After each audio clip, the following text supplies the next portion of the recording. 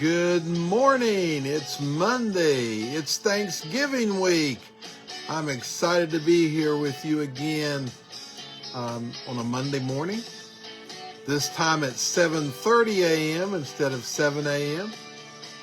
I hope everybody's awake. I'm curious to see if we have some people that can watch it live now that it's a whole half hour later so they can get a little bit of sleep, get a cup of coffee in them before we start or whatever the situation is. Good morning, everyone.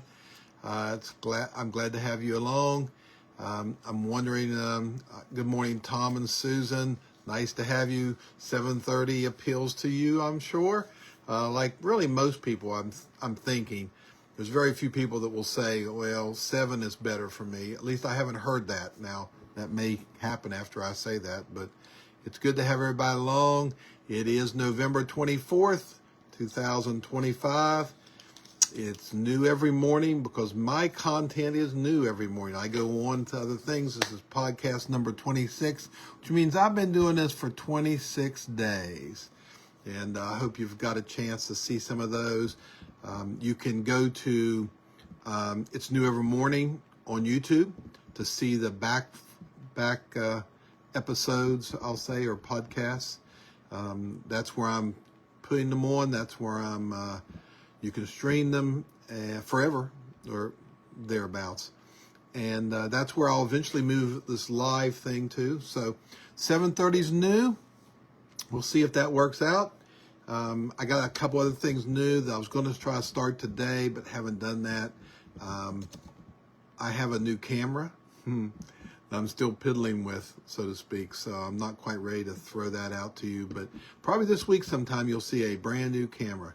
Good morning, Janet. Nice to have you along at 7:30. I got some interesting stuff here, I think, for everyone. Of course, you can watch this later in the day, and like I said, I will be moving it to YouTube, my YouTube channel. I post on my Facebook page a easy link to it. Go to YouTube and subscribe to the channel, and you'll be able to get it going forward. Because sometime in the month of December, I'm going to switch to doing live on YouTube, not on Facebook. Now, I may still post it on Facebook some, so you might be able to still see it there later in the day. But if you want to see it live, YouTube's going to be a place to see it. So anyway, let's get started. I got some I'm all over the place on stories today. So good morning, Donna. Nice to have you along at 7:30. I know you're one of the people I think that said you'd like 7:30 better, and I think I like 7:30 better. I thought it would give me more time to get ready, but it did give me a half an hour time, but I didn't. I don't know. I still wasn't ready until almost time to start. So who knows what that means? We'll see.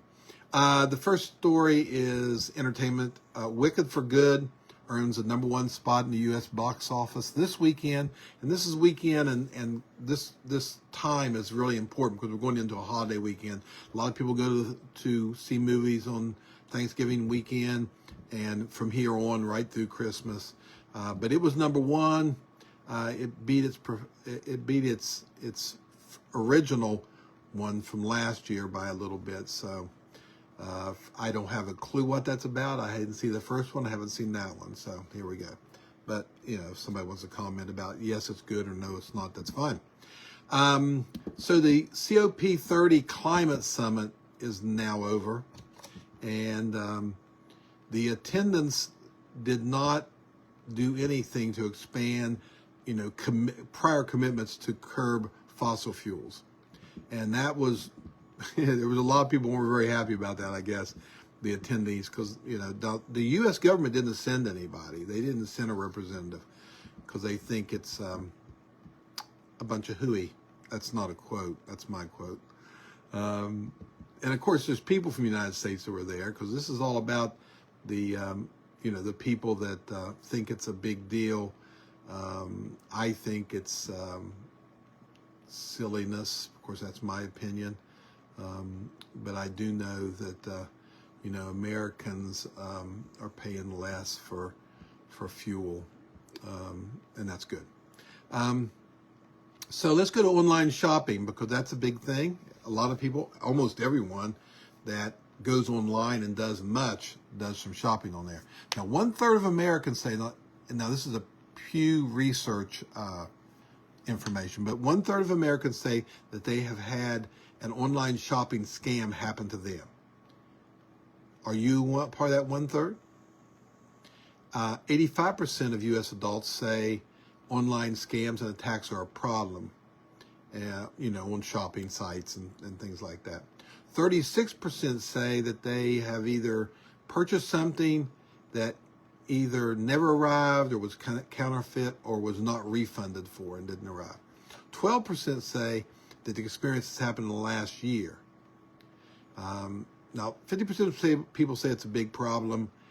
Do you think it's a big problem? Now, I don't know if you've had scandal examples. You can post them in yes, no, or actually if you want. The only thing, good morning, Sue. Nice to have you along. The only thing that I had happen, I really haven't had scandal problems. I don't see it as a big problem, but maybe that's because I only buy things from really large websites typically when I buy online. I know that I know someone that had some problems with some smaller sites or some sites that do different things. The only problem I had is one time on eBay I bought a used computer and it was a scam and I didn't get it. Now, fortunately, I used PayPal to buy it with, and PayPal got my money back. So because they didn't release it until I apparently told them that I got it and it was done. I don't know. I don't remember the details because it's been several years ago, but that's the only experience I've really had with such a thing. Excuse me. A little hot tea that's not very hot anymore. Next story. Are we headed to a cashless society? There's a lot of talk about that. Well, maybe not if Ohio gets its way, at least in Ohio. Currency access to spending bill. The currency access to spending bill, better known as the cash bill, would require businesses and government to accept cash payments up to $500. Pretty interesting. They're fighting the idea because there are a lot of people that are pushing cashless society. Some people fear it. I don't really like the idea. I got to admit that I use a lot of debit card, credit card payments because it's convenient, but I still do use cash. But there is also a federal, legislation being brought by bipartisan by John Fetterman and Kevin Cramer. Fetterman being a Democrat, Cramer being a Republican. And it's called the Payment Choice Act of 2025. Now, what it would do, it would require businesses to not only accept cash, but also prevent them from charging a higher price for taking it, which I think is great. The idea that you give somebody cash and they charge you more than using a card doesn't make any sense anyway. So it'll be interesting to see if that bill makes it through Congress. I think it should. I don't think we need a cashless society. I know the penny's going away. I did a story about it last week. And I understand the logic of the penny going away because it costs 4 cents to make a 1 cent penny. I understand that. So we'll see. We'll see where that goes. But I like the idea of not being cashless, even though I may not use cash as much as I once did. So Hakeem Jeffries is the minority leader in the U.S. House of Representatives. And he is now coming out blaming Trump for the extreme weather. Yeah, extreme weather is Trump's fault. Why you ask, I'm sure. Maybe you already know. But, first of all, they didn't go to the COP climate conference, which he thought, I'm sure, was awful. But he's trying to draw a direct connection between climate change and home insurance costs. And there's all these people out there with all these problems with the climate and blah, blah, blah. And everybody has different opinions on all that. And I think we have to be good stewards of our world. But there has to be some balance in that. And the bottom line is Americans are paying less for energy and the economy continues to expand. And that we have the cleanest air we've had in my lifetime. So there we go. Next story, speaking of President Trump, he is expected to announce in the next few days a new plan aimed at cutting the healthcare costs. Healthcare costs, as predicted by many people, including me from several years ago, that it was going to go up dramatically once they passed the Affordable Care Act, because it was a lot of smoke and mirrors, and now it's costing people more and more each year. So, of course, Congress would have to, President has a plan coming out to curb that, but Congress is the ones that have to do the work. He can come up with a plan, but they're going to have to design. I mean, they can take his design, craft it in something they think it works, whatever, but we need to find a system that works better than what we have, which is the Affordable Care Act. I'm not saying they have to junk the whole system, but it does need some tweaking for sure, because we got to figure out a way to be able to buy health insurance at a reasonable price in this country. So my next story is about root canals. Who's had a root canal? I've had a couple in my time. I could tell you a horror story about one, but I won't do that today. But new research by scientists says that root canal treatments can reduce inflammation that is linked to heart disease. Yeah, a root canal can be good for your heart. Now, the scientists say that dental surgery can also improve levels like blood sugar and cholesterol. Now, I don't know about this research. Scientists say, new research, just so you'll know, this might be a trick. I don't know. Might be a trick by the dentist to convince patients to go ahead and get those dreaded root canals. They're pushing back and not wanting to do for whatever reason, because they're scared or whatever. And so this might actually, this scientist may be cahootsing with the dentist to try to get you do root canals. We'll keep a close eye on that story and see if it's fake news or not. So my next story, and really it's kind of my last story. I love this story to death, and I got a little personal thing I'll do on the end. But Reginald Betts was 17 years old when he was imprisoned in solitary confinement for the most time. But what happened while he was there would change his life forever. At 17 years old, he was tried as an adult and spent a decade in prison. But what would change is someone would deliver him a book. Now he did a carjacking in Fairfax County, Virginia, when he was 17, and tried an adult, put in jail. But what happened was, even though he was in solitary, they figured out a way to get him a book. And he began to read. And before long, he realized, because he didn't have anything else to do, he was in solitary confinement. What are you going to do? They got a book into him. Now, I think if I remember right, they put together some kind of system with sheets and stuff and lowered it down to him, some kind of goofy thing, because they had to find a way to get it to him. I guess he must have been liked if they went through all that stuff.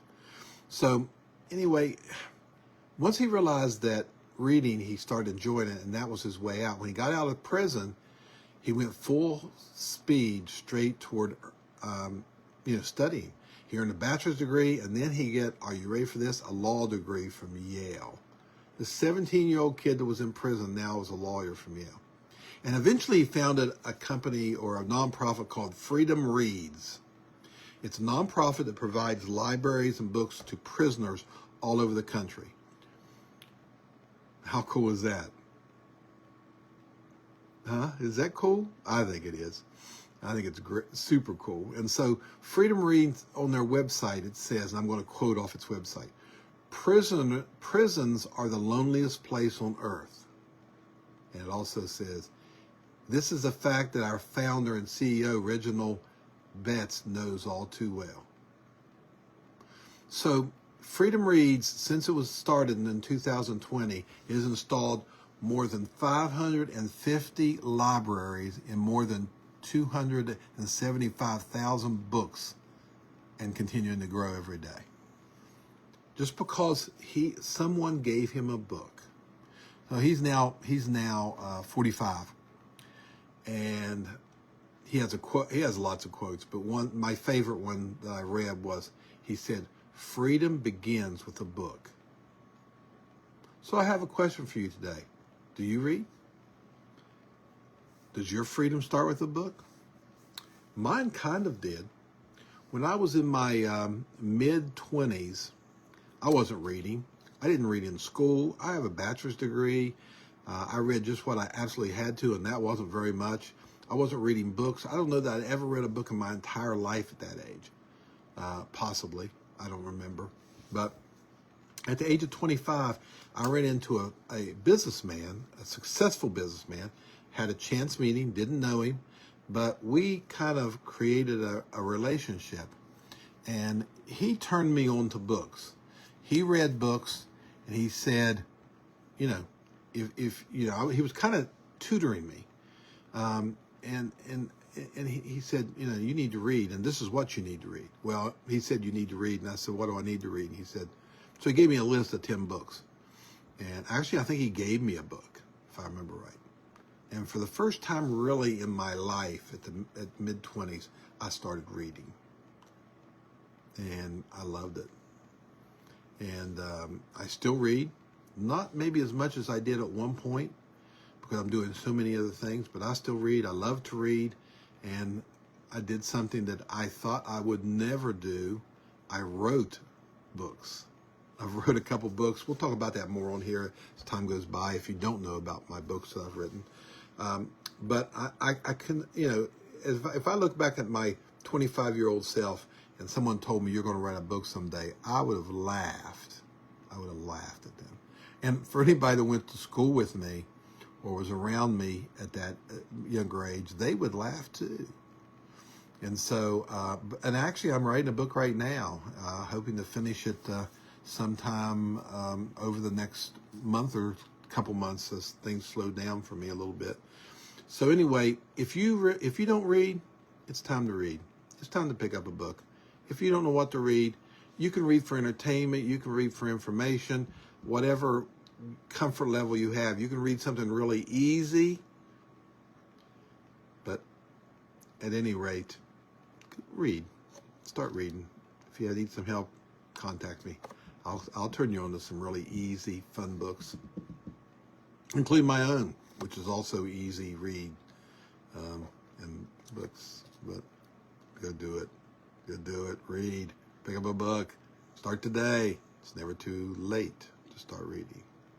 With that, I'm finished today. I'm looking forward to seeing you tomorrow. Maybe my new camera will be up by tomorrow. We'll see. So you'll get a little bit different angle of me. Whether that's good or not, I don't know. But have a great Monday. I'm really looking forward to this week. I love Thanksgiving week. It's so much fun. Of course, there's hunters out there, and so hopefully they'll be safe.